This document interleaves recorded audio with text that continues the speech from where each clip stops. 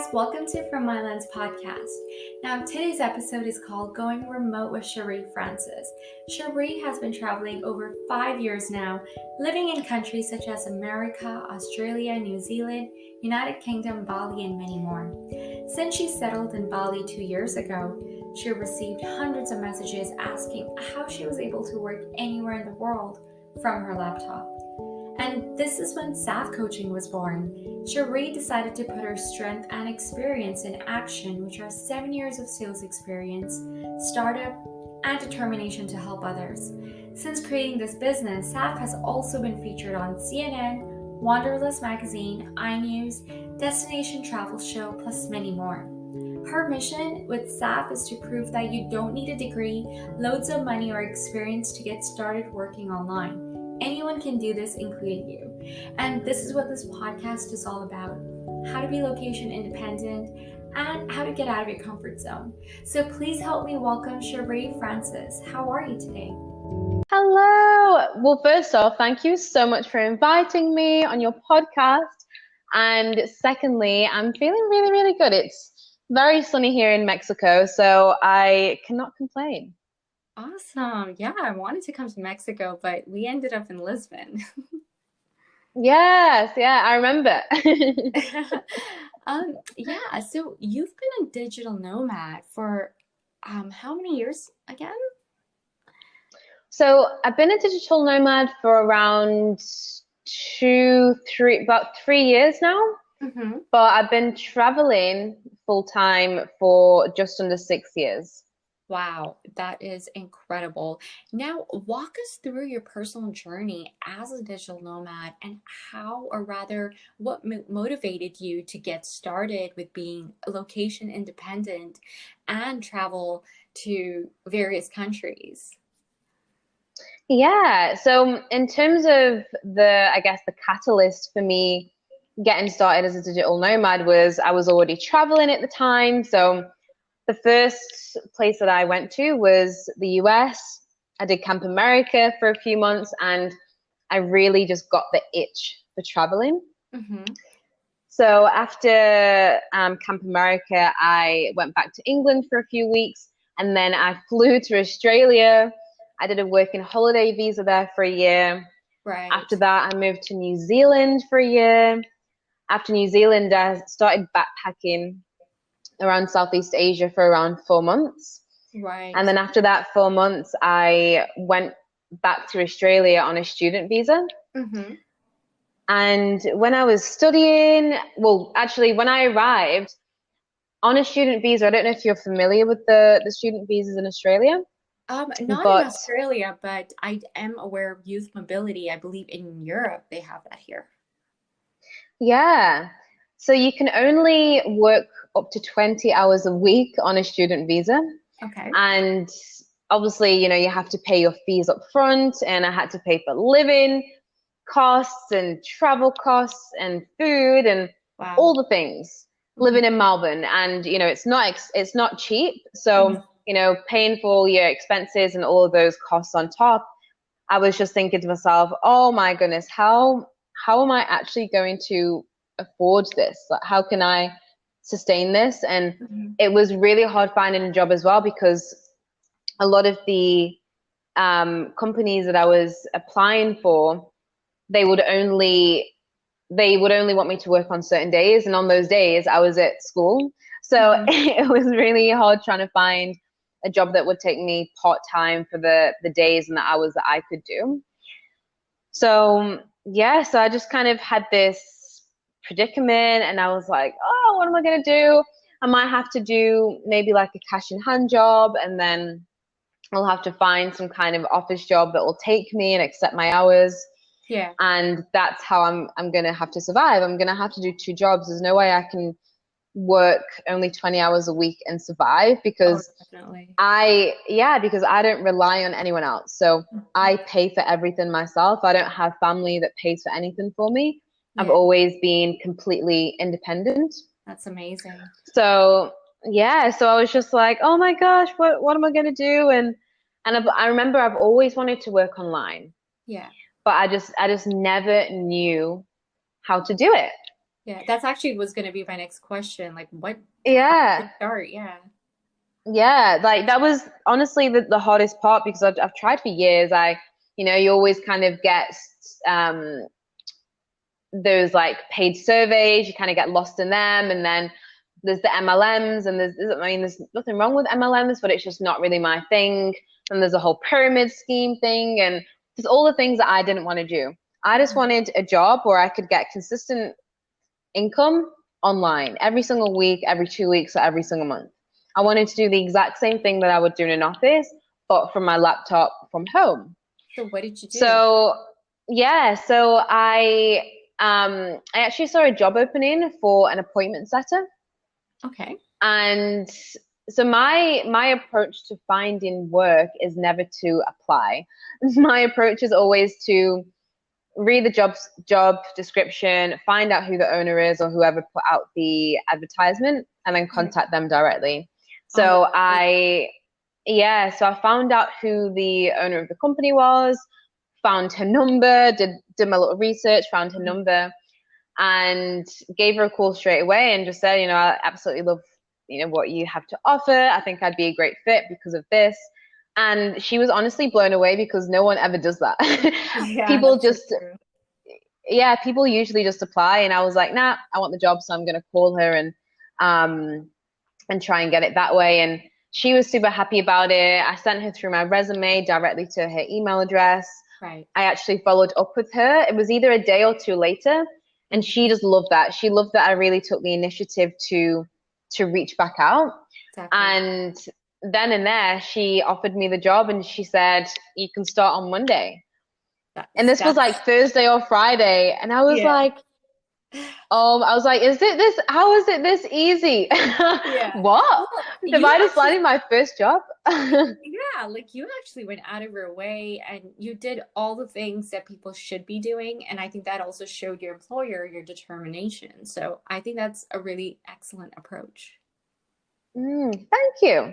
It definitely does, make you stand out from everyone else because, like I Exactly. said, everyone else just does the same old thing, just send them the resume and wait for them to respond to you. Yeah. And, one of the steps that I didn't mention that I usually do as well is I actually do extensive research on the business. Hmm. So if I can, I'll try and find out who the business is. I'll go on their website, I'll do all the research, have a look and see what I actually like about the business, what are their values, does it align with my values? Yes. And obviously finding out who all the people on the team, doing a lot of research and then reaching out because then I've got leverage, Definitely. right? Yeah. And yeah, it definitely makes you stand out. And that was just kind of like a snowball effect from there. I thought, you know what, if I can do this for one business, then I'm sure there's going to be thousands of them that are Yeah. also looking for someone like me. So yeah, within like 2 months, I was working with like 5 clients. Hmm. That's excellent. Wow. Yeah, I think Yeah. that's something to definitely take away from is when you're applying, I think it's so good to like just, direct the employers right away, do your research and stuff and kind of take it from there. Yeah. Mm. Awesome. And my next question to you is how is it for a single girl? Like I remember you have also traveled solo. So that was, I believe, before you were in America, or Yeah. So I've traveled solo for like 5 years. So I recently got a boyfriend in, so we met in Bali 2 years ago, mhm. and I met him again in Colombia in February, and we got quarantined together and we became official in April. So this is a quite a new relationship. But before that, always traveled solo, Yeah, always backpacked solo, gone to all these, moved to different countries solo, move into different cities all the time within that country solo, wow. um, and just meeting people along the way. Like Yeah, people get scared about traveling solo, but the thing is, you're never alone unless you want to be.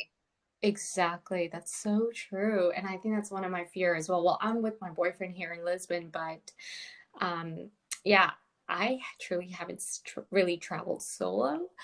Um, and I guess I don't even know what some of the drawbacks are, and which is what I want to ask you. What were some of your drawbacks and achievements while traveling solo? Yeah, okay, drawbacks whilst traveling solo. I guess when I'm comparing traveling in a couple now, Mm-hmm. when you're in a couple, you can go, 50-50 on things. You know, you can go Yeah. 50-50 on accommodation, things are cheaper. We rented a car when we got to Mexico, so it was a lot cheaper than me having to pay 100% of that. Yeah. So I'd say the drawbacks is that, you have to pay for everything on your own. Yeah. And another drawback, might have to come back to the drawbacks because I'm struggling to really think of any kind of like negatives. Mm-hmm. Do you And I think guess that, oh, sorry. sorry, do you think that there has been times where you felt lonely, but, like, how did you handle that situation? That's the thing when you travel solo is that, like I said before, you're never alone unless you actually want to be. Yeah. So, if you're staying in hostels, so when I travel solo, I always stay in hostels when I go to a new place. Mm-hmm. And the reason why I do that is because you're putting yourself in an environment where there are other travelers. There's other solo travelers just like you who want to meet people, who want to explore and, kind of have their fresh kind of goggles on to see this new culture and meet new people. So, yeah, I definitely say, travel in hostels to kind of to meet new people. Mm-hmm. And yeah, so honestly, when I wanted to be alone, I wanted to be alone. If I wanted to meet people, I would just talk to someone and say, Yeah. "Oh, where are you traveling to? Where are you from?" And then you form a friendship from there or some form Right. of relationship.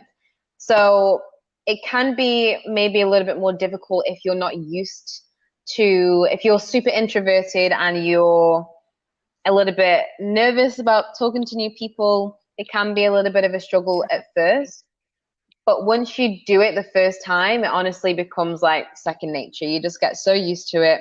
Yeah, And you have to put yourself outside of your comfort zone. This is the only definitely. way that you're going to meet people is if you speak to Definitely. people.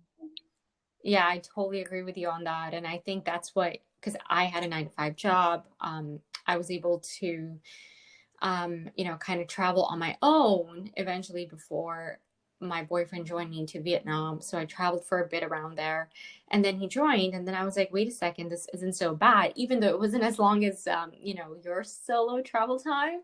It was just a Mm. matter of a few months, but I felt really good about it and, a bit confident. And of course, initially there was that bit of nerve-wracking experience that, who am I speaking with? And just that nervousness. And then eventually, I think when, I started talking to other strangers, it just became very comfortable.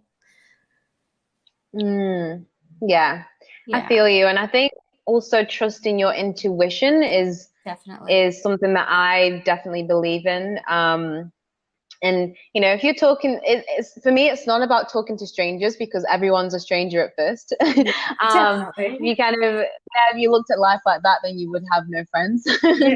um, so everyone's a stranger at first, and if you have a bad feeling about someone and your intuition is like, no, avoid, then obviously trust your intuition. But Yeah. I always welcome talking to strangers because you don't know who that stranger is. You don't know how they could have a massive impact on your life. They could be your best friend in the Yeah. future. They could be your partner in the future. They Or could your be your business podcast partner. guest in the future. Yeah, exactly. You just never know. That's so insane. And I love it too. It's like I never thought I'd have you on my podcast. I never even thought that, I might even connect with you. It just happened because you went to Mexico, and I was so curious to know how did you make it there with the whole COVID situation? Yeah, that's a really good question because I think that's a question that a lot of people are like, how are you traveling during the pandemic? Yeah. So we were living in Colombia and we were there for around 6 months. And yeah, so the quarantine got really bad there, and they were just super strict where you actually couldn't leave your house. So we were just like, you know what? We need to get out of here. It's been too long. Mm-hmm. So we did a bunch of research, and we found that we could get a humanitarian flight out of Colombia, Okay. and we could go to Mexico. So what we actually did was we did book an end destination. Mexico didn't actually ask for the end destination, but we did Yes. book an end destination. So my end destination will be the UK. So Mexico would have been like the layover kind of thing, but you could have a layover for 2 months if you wanted to. Yeah. And yeah, so the process was do some research, email the Colombian embassy to let them know that you're wanting to leave. And then we had to email the Mexican embassy because we needed to get accepted.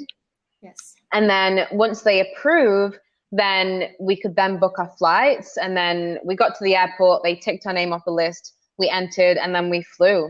And on arrival to Mexico, we got 6-month visas straight off the bat.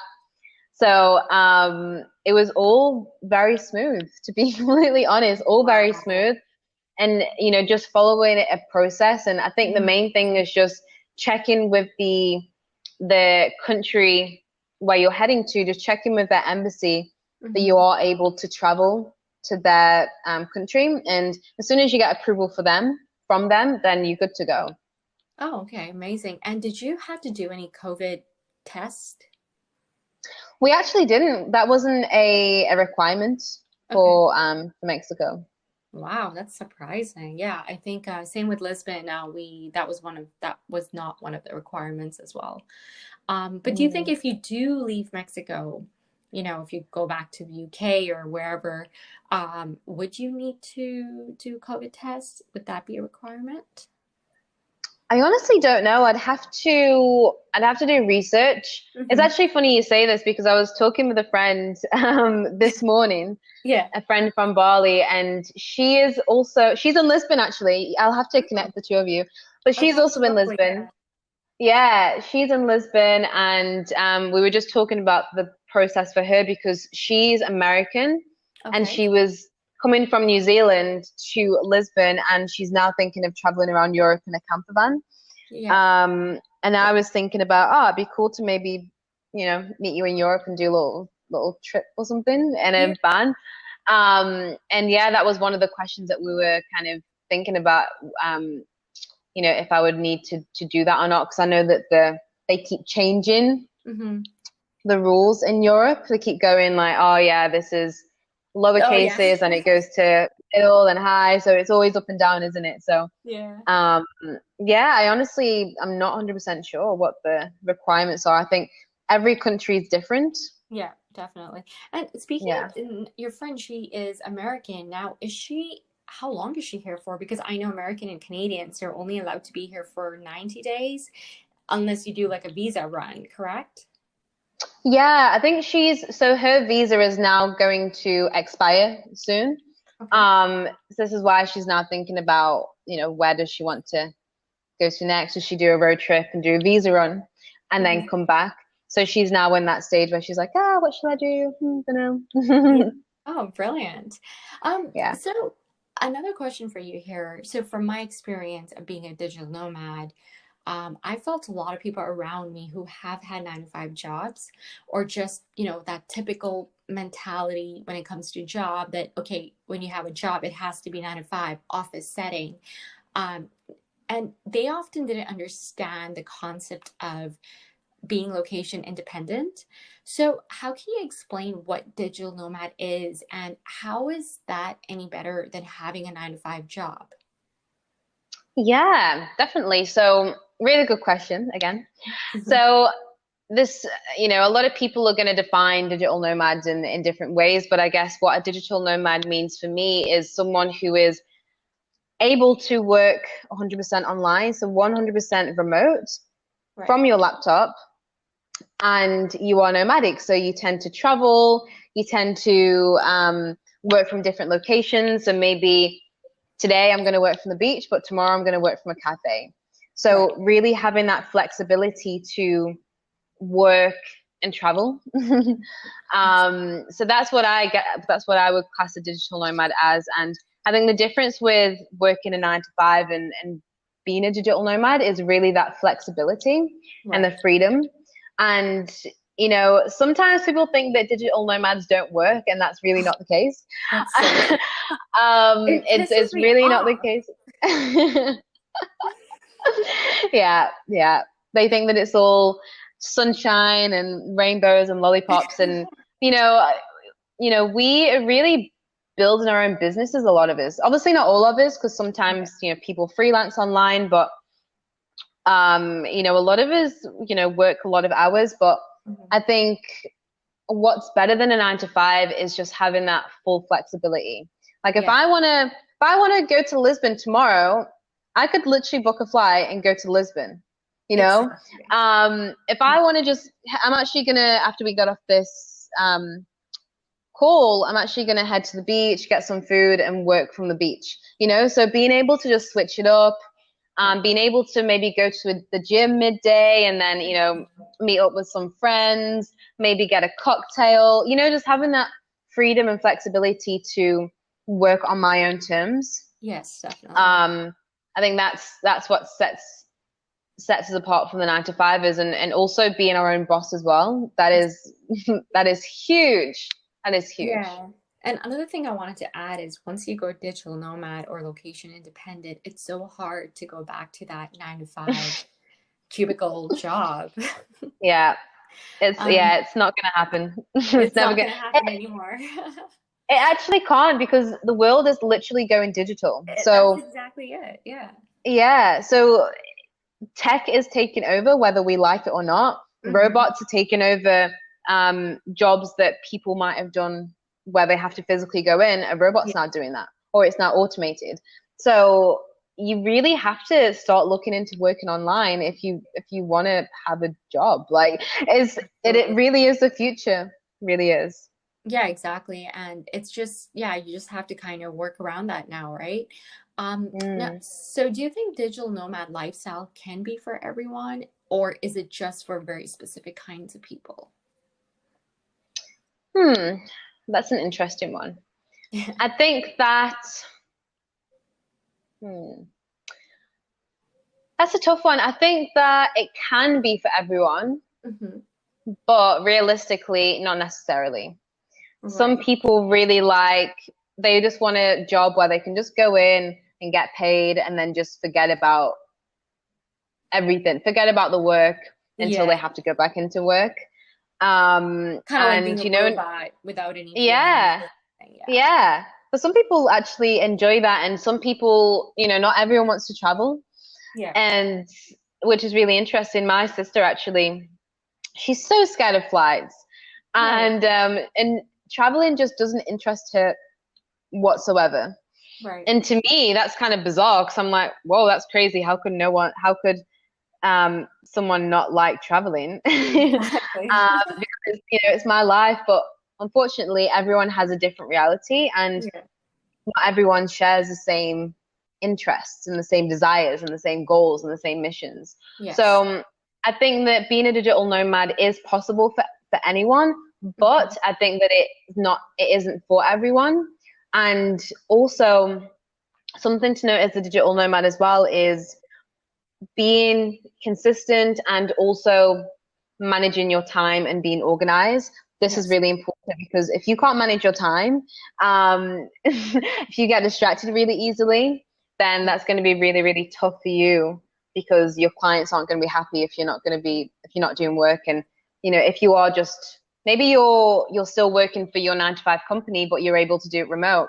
And, maybe you're someone who needs that micromanagement. Maybe you can't be autonomous and work solo. So, I don't think it's for everyone. I don't think that everyone would want to do it, but I think that if they really wanted to, they could. Right. Because my question to you is, like, now that the world is changing and, everything's going digital, what's going to happen to those who do like to physically be, in the office, or just kind of just do that regular thing that they do every day and escape their home, what are they going to do once, I guess, it's been taken over by other things? Mm. So that's going Well, to be it's quite inevitable. interesting. Yeah, I think it's inevitable that that's going to happen, and just how we have done for millions of years, we have to adapt. You have to adapt, and you know, a lot of people think that being a digital nomad, you just work from home, and I think it's because of the whole coronavirus situation where a lot of people were working from home, and Yeah. they're like, oh, I don't know if I could be a digital nomad because I just like to get outside of the house. And to be honest, I don't really work from home that much. I Yeah. like to work from cafes. I like to work from co-working spaces. So just really thinking about your options, and you don't have to work from the beach if you don't want to. If you know that that's not going to be productive for you, have Yeah. a look at the nearest co-working space in your area and work from there instead.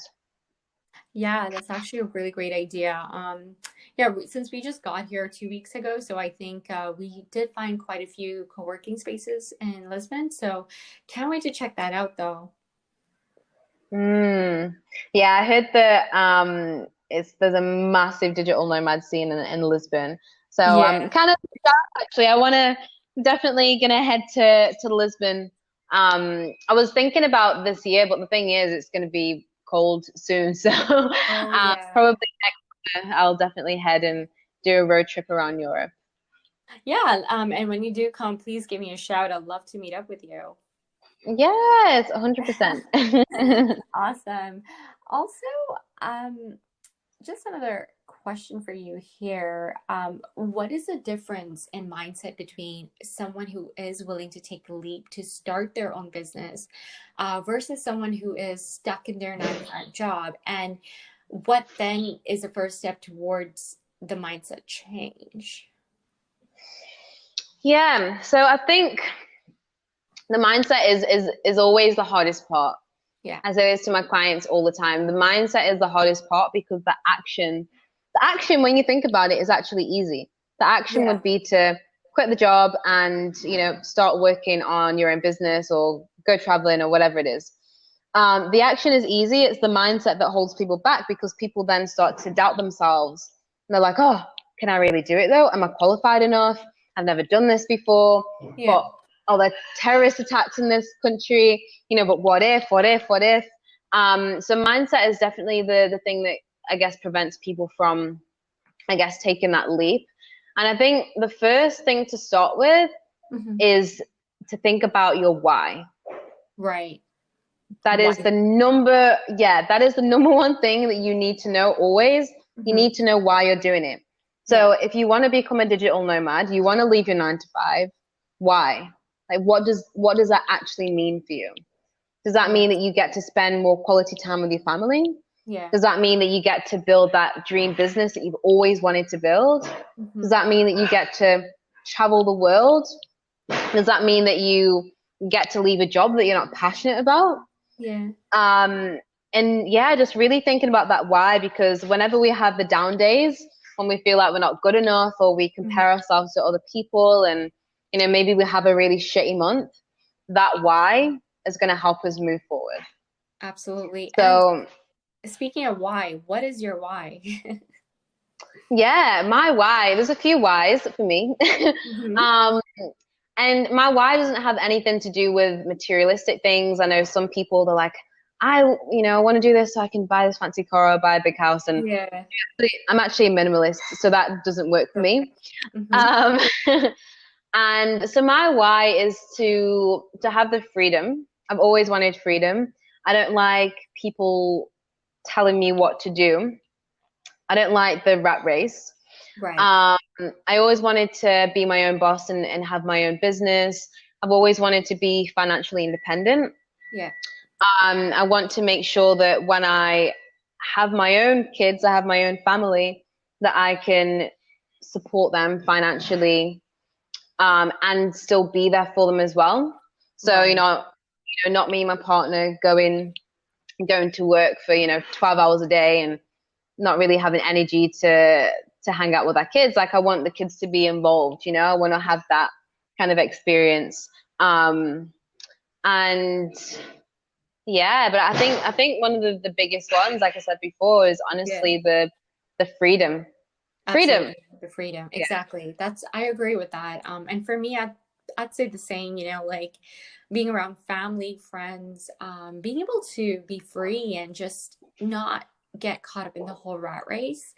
That's one of the reasons why I even got out of, well, actually, I got laid off. So that gave me more of an opportunity for me to just do it, like I've been Mm. planning this for 1 year, and it was almost blessing in disguise when I got laid off in 2019, and I'm like, okay, this is a perfect time to just do it. And yeah.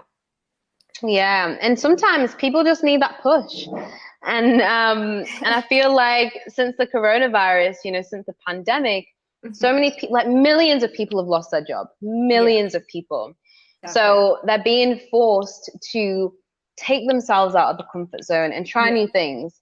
exactly. And so many people are actually surprised at how amazing they're doing now that they took that leap of faith.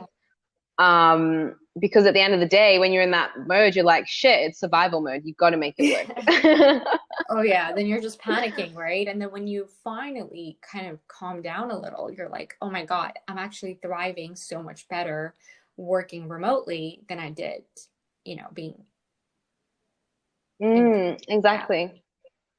Um, so would you say it's crucial for someone who turns location independent to have a home base to return in case they ever change their mind or get tired of being a digital nomad? Nah. No. Nah, I don't think so. I mean, I think that's case by case. I think it completely depends on the person. Hmm. But me personally, I am 100% gypsy. I don't have a base anywhere. The place that I've lived in for the longest was in Yeah. Bali.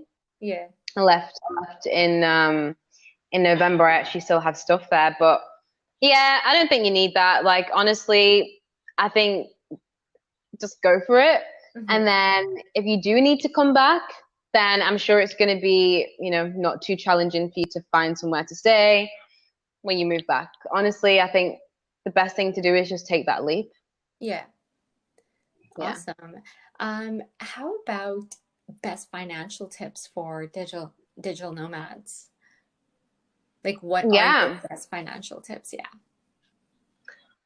Financial tips. So I haven't actually been updating it recently, but I need to get back in the groove of things. But I created a spreadsheet Okay. where I track all of my income and everything going out, everything Yeah. coming in and everything going out.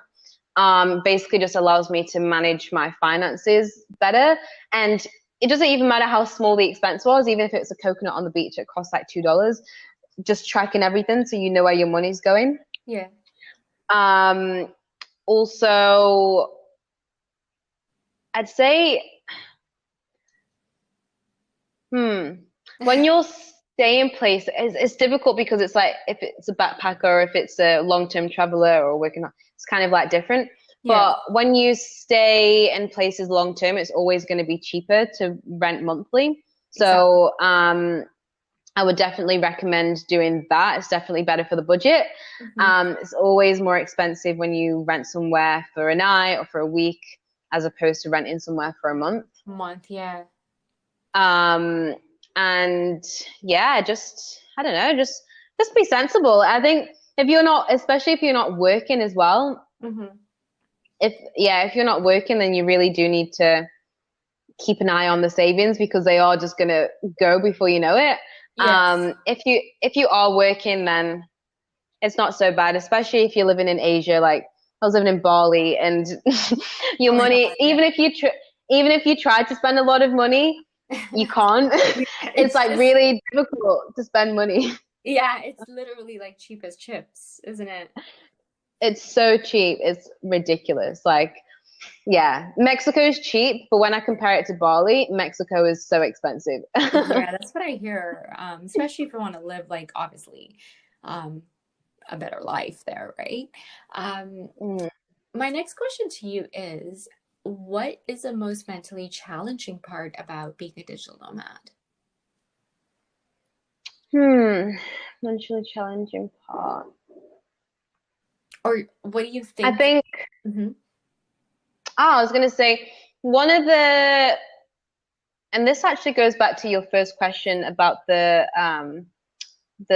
drawbacks or something like that. Yeah. I think having to do visa runs actually. Oh my gosh, that's my struggle Yeah, right now. yeah, because obviously you're not a resident in that country, so for most places you only have a certain period of time where you can be in that country, and then you have to leave and then come back. And depending on where you are, for example, Bali, you could leave and then come back the same day if you wanted to. Yeah. But in places like Vietnam, you have to leave for 30 days before you come back.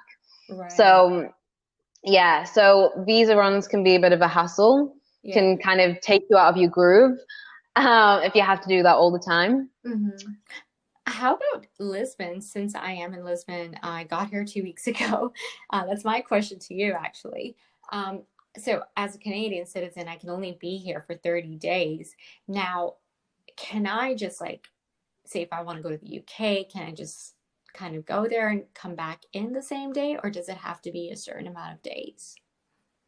So I'm not 100% sure for Europe, to be completely honest. So you would definitely have to check. I don't even know if different countries are different. Yeah. But you know what? You could easily just get the Euro train, get the Euro tunnel Yeah. to France or something, or Spain. You know, it's super close. So you could easily just get the train to another country, go there for the weekend, and then go back. Right. That makes sense. But you'd have to double check. You'd have to double check. I want to give you false information. Yeah, definitely. No. Awesome. That's great. And another, okay, I know you don't have a crystal ball or anything here, but what were Are you sure? well, okay, maybe that's missing. But what were or do you see the digital nomad lifestyle in both 10 and 20 years? I see it thriving, honestly. Yeah. Okay. So, what's the statistic? The statistic is something like in the next, I think it's by 2035, there's going to be over 1 billion digital nomads. 2030. Oh, 2030, yeah. Over 1 billion digital nomads. So, wow. That is only 10 years time from now. So imagine 20. Everything is going to be digital. If you even look at everything now, the way that we live our lives, the way that we do banking, the way that we connect with each other, everything is digital.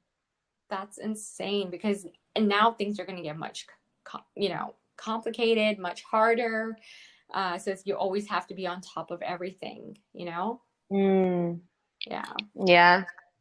Awesome. And so for example, like how to make that initial major leap to the nomadic lifestyle from having that stable, I think you've already answered that, but from having that stable 9 to 5 job, like how can somebody just like, if somebody wants to make that leap today, just listening to this podcast, what can they do?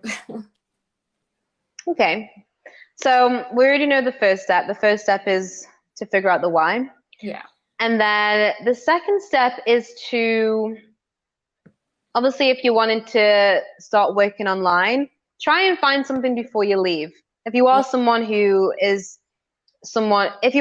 needs to be a little bit more prepared, then maybe find a remote job before you leave. So start that process, start thinking about the transferable skills that you have to offer, and then putting that in a package, and then offering that service to a segment of people, so to a market. Right. And then get a couple of clients on board, so that you're traveling, but you're still getting income in every single week, every single month, every single year. Exactly. For the people who are a little bit more spontaneous like me, just do it. Honestly, just do it. I am someone who I just do it. I did a skydive, not a skydive. I did a bungee jump in New Zealand. Are you serious? Oh my gosh. It was incredible.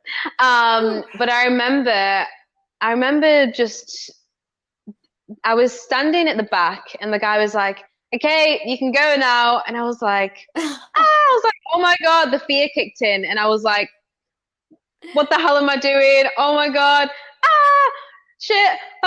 And he's like, breathe. And I breathed. And he was like, do you want to look over the edge? And I was like, no way. Just And push me. yeah. And then I just said to myself, I don't even know where it came from. I just said, go hard or go home. And I just ran off and just jumped off that ledge. Oh my God. And I decided that every single thing that I do in life, I'm just going to go hard or go home. I'm not going to creep over the edge. I'm not going to do all of that shit that's going to, put even more fear in me. Yeah. I'm just going to go for it. So for those of you that know you're unhappy in your job, you know that you want more out of life, you know that you are capable of more, and you know that you want freedom, then I would just say, just do it. Because what is the worst that can happen? The worst that can happen is that it doesn't really turn out the way you wanted it to. So you go back home, get another job, get an apartment, and then you're back to where you were before. Yeah, exactly. Wow, that was, whew, that got me. I'm not gonna lie, that really got me there. Yeah. Because it just made me realize what worse can happen, when you are constantly scared, and I think fear kicks in, and that's the thing though. I think fear is something most people are genuinely so scared of that they don't even try. And I think that's one thing, that when you're scared of something the most, that's when you should try and push yourself. 100%. And to me, the only form of failure is just not even trying. Absolutely. Absolutely. So you can't try. Anything that doesn't work out the way that you wanted it to is a lesson learned, is a story to share. Exactly. Wow, that's definitely incredible. Also, what kinds of digital nomad communities? I know you had talked about, touched a bit on that. But what kind of communities would you recommend a nomad to join? Communities in terms of like Facebook groups or Yeah, countries to go to, or yeah, like, when say for example, if I'm in Lisbon, or somebody wants to go to Mexico tomorrow, how should they get hold of their communities, get hold of other digital nomads? Yeah, like how should, whether it's through Facebook or in any other way, what would you say? yeah, there's a few different options. So the one of the easiest options is Facebook. Yeah. It is so easy to just type in Play.com and expats, and then there's a group for Play.com and expats, Lisbon expats, and joining those groups and then just putting a post saying, hey everyone, I'm new to the scene, or even before you go, like, hey, I'm coming on Thursday. I don't really know anyone. I'm traveling solo. Yeah. I'm just wondering if there's any events on. And yeah, then people will bring you in. Another way is hostels. Hostels are so good for meeting people. Just go into a hostel. There's always going to be other solo travelers there. There's always loads of fun events on there. Yeah. There's always talks and activities. So I definitely recommend going to a hostel, even if it's just for a few days. Yeah. And even if you don't like the whole bunk bed situation, hostels usually have private rooms. So you can still have your private room, but still be able to network with people and meet new people every day. Absolutely. I think that's a brilliant idea. Yeah. Yeah. And then another way is there are apps such as Meetup, Yeah. so you can, download the Meetup app, and there's loads of events on there. So you just see what's on in that area, and then just turn up. Yeah, I think that's so. Yeah, I used to use that when I was in Vancouver, because I'm originally from Toronto. So I wanted to kind of, the closest place I really went to on my own was Vancouver, and now I'm here in Lisbon, well, with my boyfriend. But I flew to Vancouver, sold everything, became a minimalist, and first thing I downloaded, I know, and first thing I downloaded was Meetup app, and yeah, I think like that definitely works. Yeah, it's so good. And And that's the thing. There's so many options. It's actually crazy. I think even some of the dating apps like Tinder and Bumble, they have it like a friend bit, I think. I've seen like Bumble Best BFFs, which is so weird. Yeah. Yeah. So I've actually met people that have used that before, Yeah. and they're like, yeah, we met on Bumble BFF. I'm like, what even is that? They're like, yeah, it's like a friend thing. Like you can match yourself with other friends. So I was Other like, oh, girlfriends, that's yeah. so cool. Yeah, I was like, that's cool. Wow, that's interesting. Yeah, I've seen that. Like, just came popped in one of my ads, strangely enough. But um, so what are some of the most curious things you've actually seen as you traveled around the world? Curious as of like In terms weird, of like funny. culture shock, like what were some of the things that really kind of, either surprised you or just, yeah. Okay, the first one that's springing to mind was Cambodia. Oh, oh my gosh, yes, I agree. Yeah. Oh my goodness. I honestly had no idea of the history in Cambodia and the Khmer Rouge. Yeah. It was really a massive shock. And the country is so poor, it's literally still recovering from the Yes. war and from the genocide. Hmm. So, if you're talking with someone who is over the age of 40, Yeah. they're a survivor of the Khmer Rouge. And you see a lot of kids and people that have all these deformities from Agent Orange, and Yeah. it's just such a poor country. So I really got a massive culture shock there. Yeah. However, the Angkor Wat is amazing. Oh my It's God. incredible. Yeah, I was there when I was doing the whole Southeast Asia trip, and it's so beautiful. Just like sunset, sunrise, incredible. Mm. Yeah, it's like you're on like a different planet. Hey, it's crazy. Awesome. And what are some of your travel hacks that you can offer? Travel hacks. Especially with the COVID, like. Ooh, I don't know why this question is hard. Okay, you might have to give me an example or give me a prompt. Like for example, somebody who wants to just start, because right now people are itching to travel, and Hmm. what should they do? Should they, like, obviously research is one of them, kind of like, get in touch with the embassy like you said, but what other travel hacks can people do, like especially if people don't have access to planes, and some countries don't even allow that. So for example, like, people who live in Vancouver or live in Toronto, they've recently started traveling to BC because, people still have that fear of leaving the country, right? And getting stuck Mm. somewhere else. So things like that. Yeah, I definitely think now is a great time to explore your own country. 100%. I know a lot of people that are doing, they're hiring like a camper van and they're doing a little trip, Yeah. which looks amazing. I think that there's so many deals right now. So, if you are someone who does like to be a little bit more prepared, you can even book your flights in advance. So if you know that you want to travel maybe in December, book Yeah, your flight now. It's going to be dirt cheap.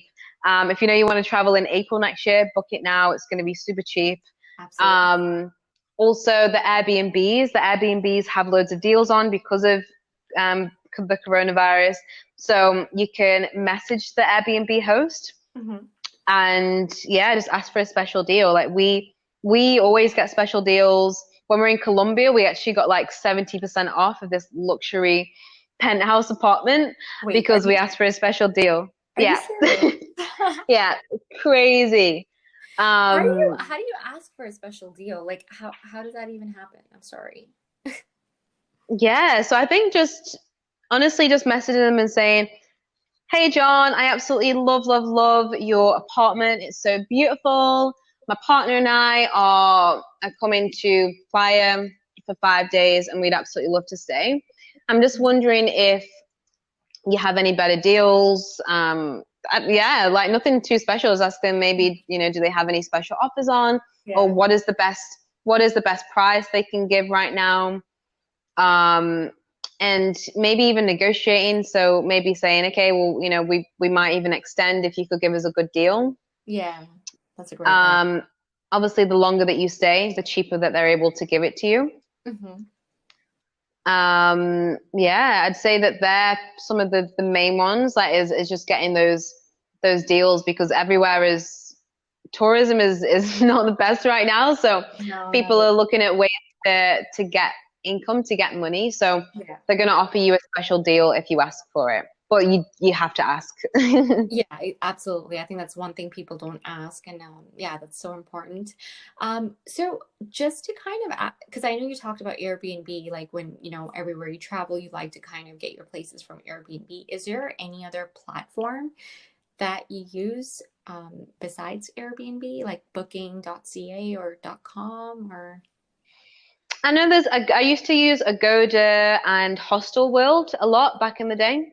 Hmm. Agoda and Booking.com, they're part of the same company. Okay. But Hostel World is different. But honestly, especially when I was in Asia and in living in Bali, I would honestly just go to places. I would just walk there.